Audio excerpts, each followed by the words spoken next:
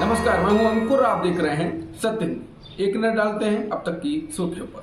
दिल्ली के अधिकारियों की ट्रांसफर और पोस्टिंग से जुड़े अध्यादेश की जगह लेने वाला बिल विपक्ष के पूरे जोर के बावजूद संसद से पास हो गया है। इसके बाद सवाल उठने लगे हैं कि क्या दिल्ली के मुख्यमंत्री अरविंद केजरीवाल और पार्टी कांग्रेस से इसके बाद अलग हो जाएंगे। इसको लेकर सी वोटर ने सर्वे किया है। सर्वे में सवाल किया गया कि दिल्ली सेवा बिल पर सरकार की जीत के बाद क्या अरविंद केजरीवाल कांग्रेस से अलग हो जाएंगे। इस पर 30% लोगों ने हाँ में जवाब दिया तो 39% लोगों ने नहीं कहा। वहीं 31% लोगों ने कहा कि वो अभी इस पर कुछ नहीं कह सकते। बता दें, कांग्रेस और आप 26 दिनों वाले विपक्षी गठबंधन इंडिया का हिस्सा हैं। हालांकि ये सर्वे की बात है, लेकिन केजरीवाल ने बिल के पास हो जाने के बाद भी खड़गे राहुल का आभार जताया था। विपक्षी दलों की ओर से लोकसभा चुनाव 2024 के लिए गठबंधन किया जा रहा है। गठबंधन का नाम इंडिया रखा गया है। अब इस गठबंधन के संयोजक को लेकर कयास लगाए जा रहे हैं। अब एबीपी सी वोटर ने इसी को लेकर सर्वे किया है। सर्वे में लोगों से पूछा गया है कि क्या राहुल गांधी को विपक्षी गठबंधन इंडिया का संयोजक बनाया जाना चाहिए। सर्वे के अनुसार 38% लोगों का कहना है कि हाँ, राहुल गांधी को संयोजक बनाया जाना चाहिए। वहीं 41% लोगों ने नहीं में जवाब दिया, जबकि पता नहीं में 21% लोगों ने कहा। हालांकि ये सर्वे कम लोगों के बीच कराए जाते हैं। कुल मिलाकर विपक्ष में अभी सबसे लोकप्रिय नेता के तौर पर राहुल गांधी को ही देखा जा रहा है। हालांकि मोदी बनाम राहुल होने के कारण राहुल खुद पीछे हट सकते हैं। फैसला जल्द ही सामने आएगा। लोकसभा में इनर मणिपुर संसदीय क्षेत्र का प्रतिनिधित्व करने वाले केंद्रीय राज्य मंत्री एवं भाजपा सांसद राजकुमार रंजन सिंह को भाजपा ने संसद में मणिपुर के लिए बोलने का मौका नहीं दिया। उन्होंने कहा, मैं संसद में बोलना चाहता था लेकिन मौका नहीं दिया गया। ये बात उन्होंने एबीपी न्यूज से कही है। एबीपी न्यूज के साथ बात करते हुए उन्होंने कहा, हमें वक्त मिलना चाहिए था लेकिन गृहमंत्री के द्वारा ही बोला गया। उन्होंने कहा, मैं बोलता तो सही होता, हमने इंटरवेंशन किया लेकिन बाकी मंत्रियों को मौका दिया गया। उन्होंने कहा, बोलने का मौका नहीं मिला तो थोड़ा सा मेरे लिए अच्छा नहीं है। बीजेपी सांसद राजकुमार रंजन सिंह को मणिपुर मुद्दे पर संसद में नहीं बोलने देने पर कांग्रेस नेता जयराम रमेश ने कहा है कि मणिपुर से भाजपा सांसद को रिक्वेस्ट करने के बाद भी संसद में बोलने नहीं दिया गया। ये न सिर्फ दुर्भाग्यपूर्ण है बल्कि पूरे मणिपुर का अपमान है।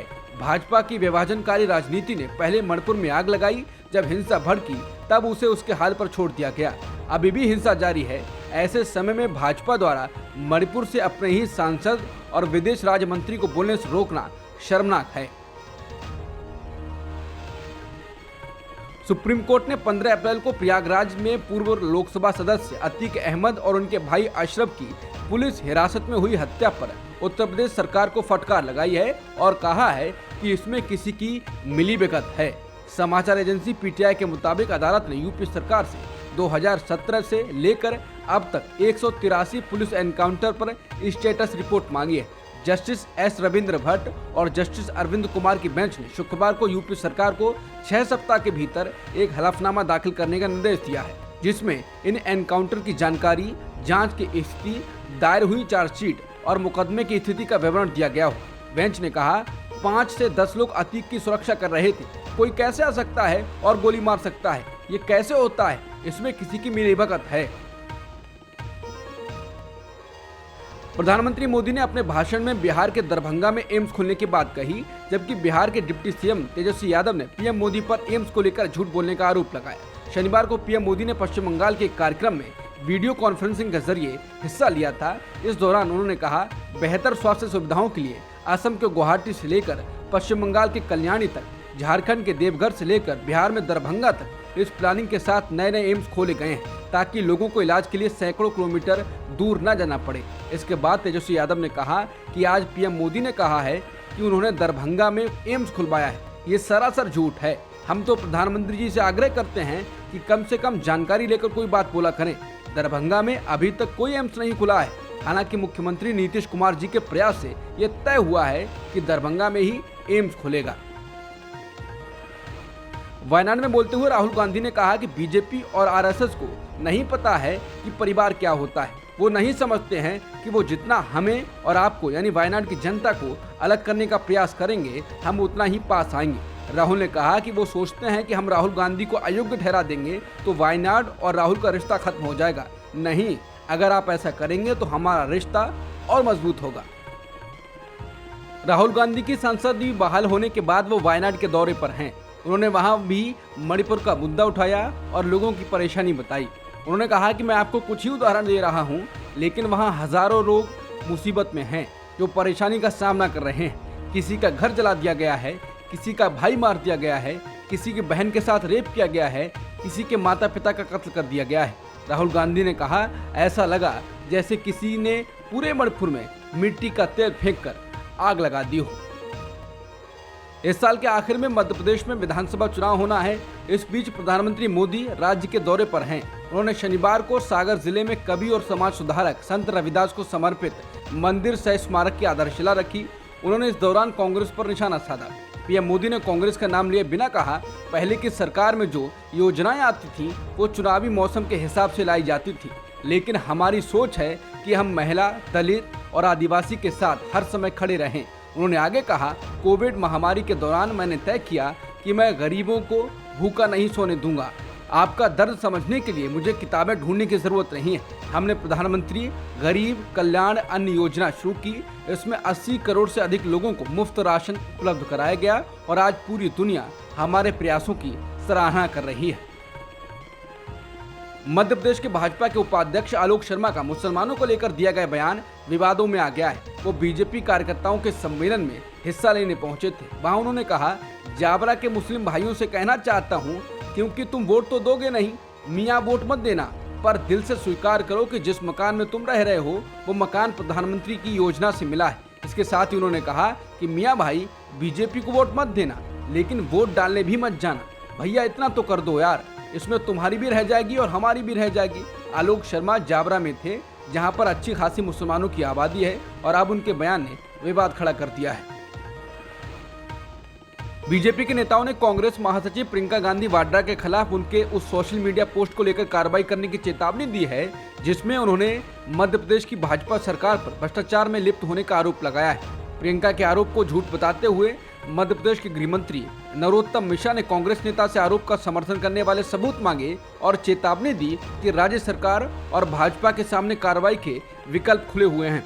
प्रदेश भाजपा प्रमुख वी.डी. शर्मा ने आरोप लगाने के लिए सोशल मीडिया पोस्ट में एक फर्जी पत्र का हवाला देने का आरोप लगाते हुए कांग्रेस नेता के खिलाफ कानूनी कार्रवाई की चेतावनी दी। बता दें, शुक्रवार को प्रियंका गांधी ने ट्विटर पर दावा किया कि मध्य प्रदेश के ठेकेदारों के संघ ने हाईकोर्ट के मुख्य न्यायाधीश को पत्र लिखकर शिकायत की है कि उन्हें 50% कमीशन देने के बाद ही भुगतान मिलता है। प्रियंका गांधी ने लिखा, कर्नाटक में भ्रष्ट बीजेपी सरकार 40% कमीशन की वसूली करती थी। मध्य प्रदेश में बीजेपी भ्रष्टाचार का अपना ही रिकॉर्ड तोड़कर आगे निकल गई है। पश्चिम बंगाल की मुख्यमंत्री ममता बनर्जी ने शनिवार को राज्यसभा में मुख्य चुनाव आयुक्त विधेयक पेश किए जाने पर केंद्र सरकार की आलोचना की। बनर्जी ने कहा कि भारतीय जनता पार्टी अराजकता के सामने झुकती है। बंगाल की मुख्यमंत्री ने ट्विटर पर लिखा, न्यायपालिका के सामने झुकने के आह्वान के बीच बीजेपी अराजकता के सामने झुकती है। सीईसी के चयन के लिए बनी 3 सदस्यीय समिति में सीजेआई की भूमिका अहम है।